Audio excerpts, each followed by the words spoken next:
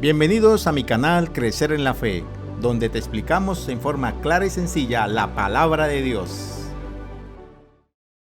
Crecer en la Fe presenta la escuela sabática El Génesis. Lección número 8. La promesa.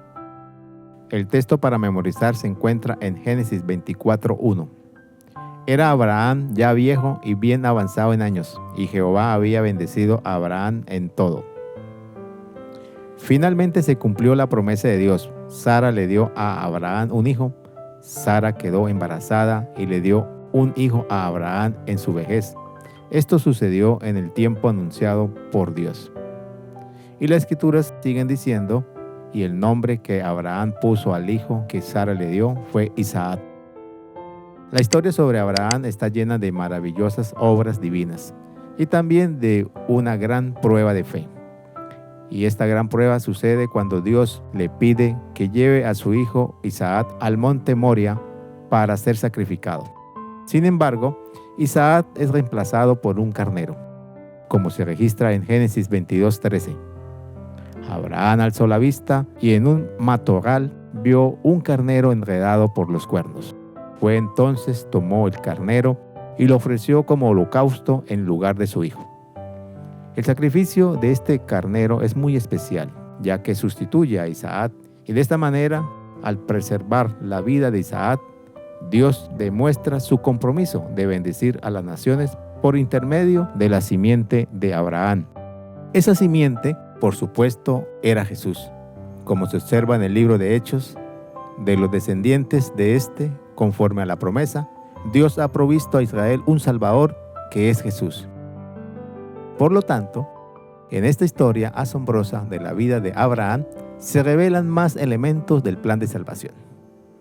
Muchas profundas lecciones espirituales podemos sacar de esta experiencia, pero no obstante, la familia de Abraham pasó por momentos difíciles, sintió haberse visto sacudida y con un futuro no muy claro.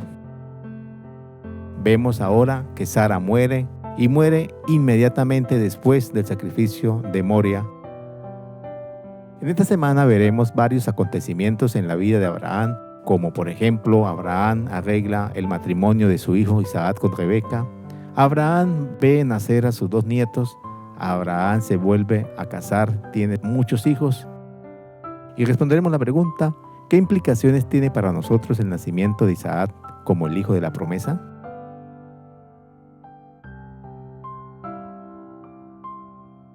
El monte Moria. Hebreos 11:17. Por la fe Abraham, cuando fue probado, ofreció a Isaac. Dios nunca pidió sacrificios humanos. El profeta Jeremías así lo expresa en el capítulo 7, versículo 31. Sacrificar seres humanos fue cosa que jamás ordené, ni me pasó siquiera por la mente. Además, sacrificar a Isaac implicaba contradecir la promesa, porque tu descendencia vendrá por medio de Isaac. ¿Sería que Abraham entendió mal la orden divina? Pero la Escritura dice claramente, y Dios le ordenó, toma a tu hijo, el único que tienes y al que tanto amas, y ve a la región de Moria. Una vez allí, ofrécelo como holocausto en el monte que yo te indicaré. Abraham conocía la voz de Dios. Abraham comprendía lo que se le estaba pidiendo. Abraham creyó contra toda lógica. Y por último, Abraham pensó que Dios es poderoso para levantar aún de entre los muertos. Y siendo así, Abraham pensó, Dios resucitará a mi hijo Isaac. Dios estaba poniendo a prueba la fe de Abraham, es decir, fue sometido a un juicio para saber qué había en su corazón. Recuerda que Dios prueba nuestros corazones, como se ve expresado en el libro de Deuteronomio 8:2. Te puso a prueba para conocer lo que había en tu corazón y ver si cumplirías o no sus mandamientos. El resultado final fue satisfactorio. No pongas tu mano sobre el muchacho ni le hagas ningún daño, le dijo el ángel. Ahora sé que temes a Dios porque ni siquiera te has negado a darme tu único hijo. Dios detiene a Abraham para que no sacrifique a su hijo. Dios ya había provisto un carnero para el sacrificio Y este evento nos proyecta o apuntaba a la única esperanza de salvación que tenemos los seres humanos, es decir, apuntaba hacia Jesús. Por consiguiente, en este evento, Abraham entendió lo que es la gracia de Dios. No son las obras que hacemos para Dios las que nos salvan, sino que lo que verdaderamente salva es la obra de Dios en nuestro favor.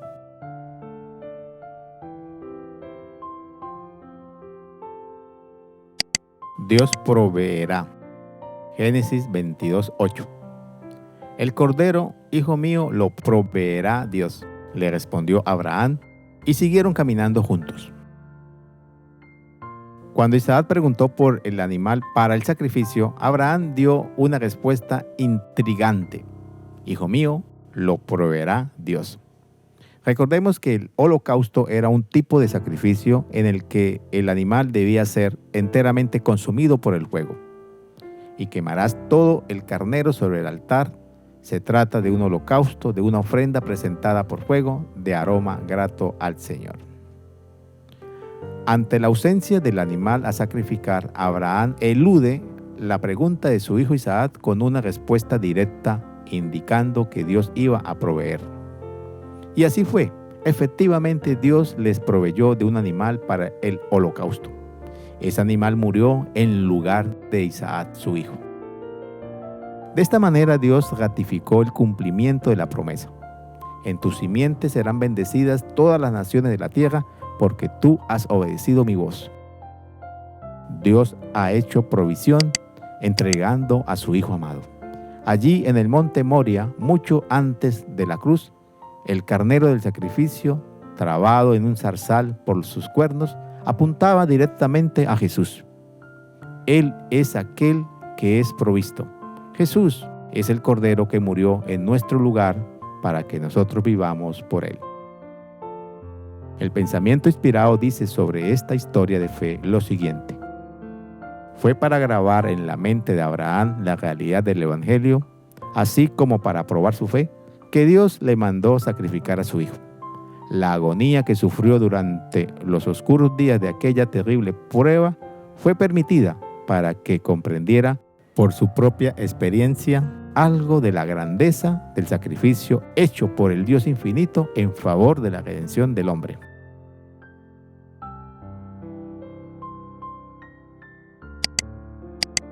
La muerte de Sara. Génesis 23, 1 y 2. Sara vivió 127 años.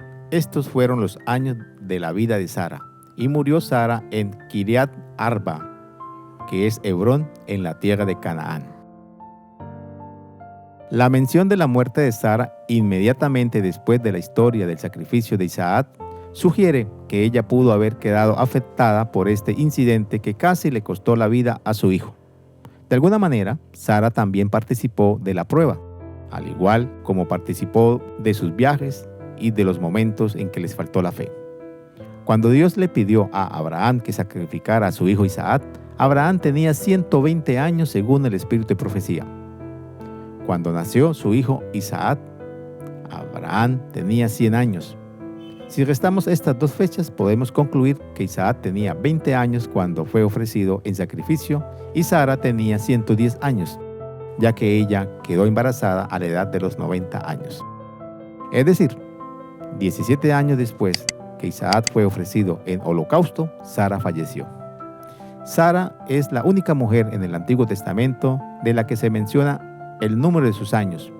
Y Sara también es la primera mujer en tomar posesión física de la tierra prometida. La historia narra que Abraham recibió el primer pedazo de tierra al que podía llamar suyo en la tierra de Canaán. Ese pedazo de tierra estaba allí en Efrón, en la cueva de Macpelab, y fue ahí donde Abraham enterró a Sara. Que la Biblia mencione que Sara haya muerto en la tierra de Canaán es para resaltar o subrayar la vinculación de la muerte de Sara con la promesa divina de la posesión de la tierra prometida. Sara es la primera del clan de Abraham que murió y fue enterrada en la tierra prometida. Y allí también serían enterrados Abraham, Isaac, Rebeca, Jacob, Lea y José.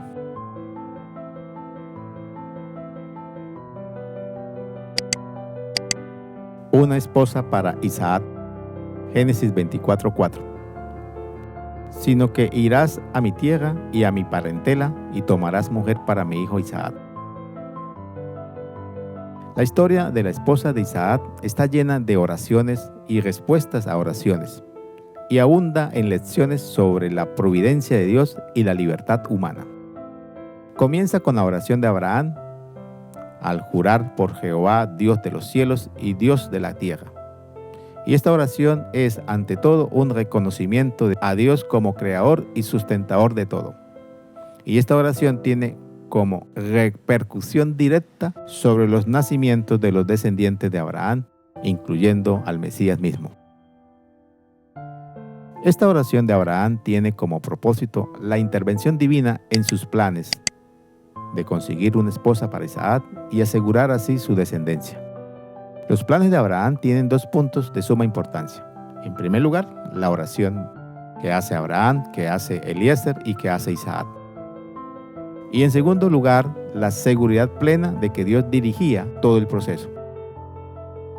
Hubo señales inequívocas de que el ángel de Jehová estaba dirigiendo a Eliezer para tomar a Rebeca como esposa de su amo Isaac. El Dios que controla el universo, el ángel de Jehová que intervino para salvar a Isaac, estaba al frente de este tema del matrimonio. Aún así, Dios no actuó sin contar con el libre albedrío de Rebeca. Esta libertad con que Dios nos dotó dejaba abierta la posibilidad de que Rebeca no respondiera al llamado de Dios. Por más que Dios sea poderoso, no obliga a nadie a obedecerlo en sus planes.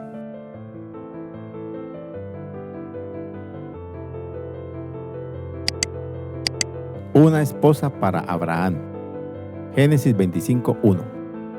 Abraham tomó otra mujer cuyo nombre era Cetura. Después de la muerte de Sara, Abraham se volvió a casar, al igual que Isaac, que se consuela después de la muerte de su madre Sara, cuando se casó con Rebeca. Con seguridad, el recuerdo de Sara debió estar vivo en la mente del patriarca Abraham y en la mente de su hijo Isaac por mucho tiempo. Abraham llegó a vivir 175 años. Tuvo un hijo con Agar llamado Ismael, tuvo otro hijo, el de la promesa, con Sara llamado Isaac, y tuvo 6 hijos más con Cetura. A los 7 hijos Abraham los mandó lejos porque solo Isaac debía heredar la tierra de Canaán. A los hijos de sus concubinas Abraham les dio regalos, viviendo aún él, y los envió lejos de su hijo Isaac hacia el este, a la tierra del oriente. Génesis resalta con 2 breves genealogías el cumplimiento de la promesa de que Abraham sería padre de muchedumbre de gentes. El informe de la muerte de Abraham, intercalado entre las 2 genealogías, también da testimonio de la bendición de Dios. Y estas 2 breves genealogías también revela el cumplimiento de su promesa a Abraham, hecha muchos años antes de que muriera en buena vejez y cuando estaba lleno de años. Dios se mantuvo fiel a sus promesas de gracia dadas a su fiel siervo Abraham, cuya fe se describe en las Escrituras como un gran ejemplo para nosotros, que la salvación es siempre por la fe y por la gracia.